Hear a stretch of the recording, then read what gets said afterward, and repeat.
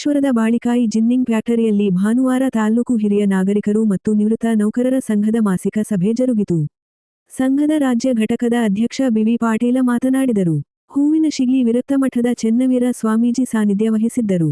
ಸಂಘದ ತಾಲ್ಲೂಕು ಅಧ್ಯಕ್ಷ ಸಿಆರ್ ಲಕುಂಡಿಮಠ ಅಧ್ಯಕ್ಷತೆ ವಹಿಸಿದ್ದರು. ಶಾಸಕ doctor Chandru Lamani, Sunandam Bengalur, DT Patil, Channappa Kolakar, Devanna Baligar, Chammanna Balikayi, SC Alagawadi, SP Patil, NA Hemagirimath, VG Patil, SK Patil, Krishnamurthy Pattar ಇದ್ದರು. ವರದಿ ನಾಗರಾಜ ಹಣಗಿ, ಪ್ರಜಾಧ್ವನಿ, ಲಕ್ಷ್ಮೇಶ್ವರ. ಪೆನ್ಷನ್ ಕೊಡ್ಲಿಲ್ಲ ಅಂದ್ರೆ ಇಂಥವೆಲ್ಲ ಕೇಸ್ ಅದಕ್ಕೆ ಜಡ್ಜ್ ಇರ್ತಾರೆ. ಆ ಜಡ್ಜ್ ಏನು ಆದೇಶ ಮಾಡ್ತಾರಂದ್ರೆ ಎಲ್ಲ ಮಕ್ಕಳು ಕೂಡಿ ತಂದೆಗೆ 10,000, ತಾಯಿಗೆ 10,000 ರೂಪಾಯಿ ಎಲ್ಲರೂ ತಿಂಗಳ ಕಾಂಟ್ರಿಬ್ಯೂಷನ್ ಮಾಡಿ ಅವ್ರಿಗೆ ಇದನ್ನು ಕೊಡ್ಬೇಕಂತ ಕೋರ್ಟ್ ಆದೇಶ ಮಾಡ್ತಾರೆ. ಅದನ್ನ ಮಾಡಿದ ಮೇಲೆ ಅವ್ರು ಕೊಡ್ಲಿಲ್ಲ ಅಂದ್ರೆ ಅವ್ರ ನೌಕರಿ ಇದ್ರ ಪಗಾರದಾಗ ಕಟ್ಟಾಕತಿ, ಶ್ರೀಮಂತರದ ಇನ್ಕಮ್ ಟ್ಯಾಕ್ಸ್ನಾಗ ಕಟ್ಟಾಕತಿ. ಅದು ನನ್ನ ಹತ್ರ ಏನಿಲ್ಲ ಅಂತಂದ್ರೆ ಅವ್ರನ್ನ ಜೈಲಿಗೆ ಹಾಕುವಷ್ಟು ಪವರ್ಫುಲ್ ಆದಂತ ಕಾನೂನು ಅಲ್ಲಿ ಮಾಡಿದ್ದಾರೆ ಸರ್ಕಾರ. ಅವರು ಕಾನೂನು ಹೇಳ್ತತಿ ಯಾವ ಬದುಕಾಕ ಎಲ್ಲ ಮಕ್ಕಳು ಕೂಡಿ 10,000 ರೂಪಾಯಿ ಕೊಡ್ರಿ ಅಂತ.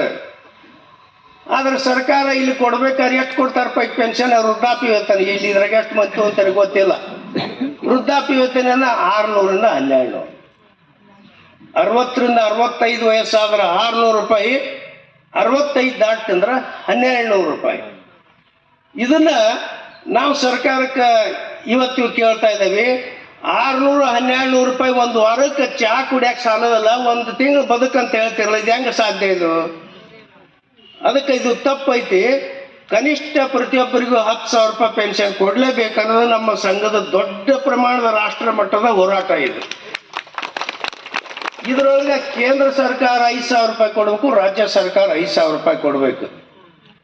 ಇದನ್ನ ಕಾನೂನದೊಳಗನ ಐತಿ. ಅದಕ್ಕೆ ಈ ಒಂದು ಪಾಯಿಂಟ್ ಮೇಲೆ ನಾವೀಗಾಗಲೇ ಸಾಕಷ್ಟು ಹೋರಾಟವನ್ನು ಮಾಡಿದ ಮೇಲೆ ಮುಂದಿನ ದಿವಸ ಬೆಳಗಾವಿ ಸುವರ್ಣಸೌಧದ ಎದುರಿಗೆ ದೊಡ್ಡದೊಂದು ಸತ್ಯಾಗ್ರಹ ಮಾಡಿದ್ವಿ. ಭಾಳಷ್ಟು ಜನ ನಿಮ್ಮ ಮನೆಯಿಂದ ಗಾಡಿ ತೊಗೊಂಡು ಬಂದಿದ್ರು, ಭಾಳ ಜನ ಬಂದಿದ್ರು ನಿಮ್ಮ ಸಂಘದಿಂದ. ಅಲ್ಲಿ ಸತ್ಯಾಗ್ರಹ ಮಾಡಿದ ಹೊತ್ತಿನೊಳಗೆ ಇದಕ್ಕೆ ಸಂಬಂಧಪಟ್ಟಂತ ಸಚಿವರು ಲಕ್ಷ್ಮೀ ಹೆಬ್ಬಾಳ್ಕರ್ ಅಂತ ತಿಳ್ಕೊಂಡು, ನಮ್ಮ ದುರ್ದೈವ ಅಂತಂದ್ರೆ ಸಚಿವರಿಗೆ ಇಲಾಖೆ ಬಗ್ಗೆ ಏನೂ ಗೊತ್ತಾನೇ ಇಲ್ಲ. ನಾವು ಬೆನ್ನು ಹತ್ತಿದ ಮೇಲೆ ಏನೈತಿ ಹಿರಿಯ ನಾಗರಿಕಂತ ಈಗ ಸ್ವಲ್ಪ ತಿಳ್ಕೊಂಡು ಬರ್ರಿ ಏನು ಕೇಳೋರಂತಾರೆ. ಅದಕ್ಕೆ ಕರೆದು ಅವತ್ತಿನ ದಿವಸ ಎಲ್ಲ ಚರ್ಚೆ ಮಾಡಿದ್ದಾರೆ. ಮಾಡಿದ ಮೇಲೆ ನಾವು ಈಗಾಗಲೇ 3 ದಿವಸ ಕೆಳಗೆ ನಿರ್ದೇಶಕರ ಕಚೇರಿ ಒಳಗೆ ಬೆಂಗಳೂರು ಒಂದು ಸಭೆ ಆಯಿತು. ನಮ್ಮ ಬೇಡಿಕೆಗಳ ಬಗ್ಗೆ ಅಲ್ಲಿ ತೀರ್ಮಾನ ಮಾಡಿದ್ದಾರೆ. ಆದರೂ ಮಾಡಲೇಬೇಕು ಅಂತ ತಿಳ್ಕೊಂಡು ನಾವು ಗಟ್ಟಿಯಾಗಿರ್ತೀವಿ. ಬರೀ ಪೆನ್ಷನ್ ಸಲುವಾಗಿ ಒಂದೇ ಅಲ್ಲ, ಹಿರಿಯ ನಾಗರಿಕರ ಬಹಳಷ್ಟು ಬೇಡಿಕೆಗಳು ಇದಾವೆ.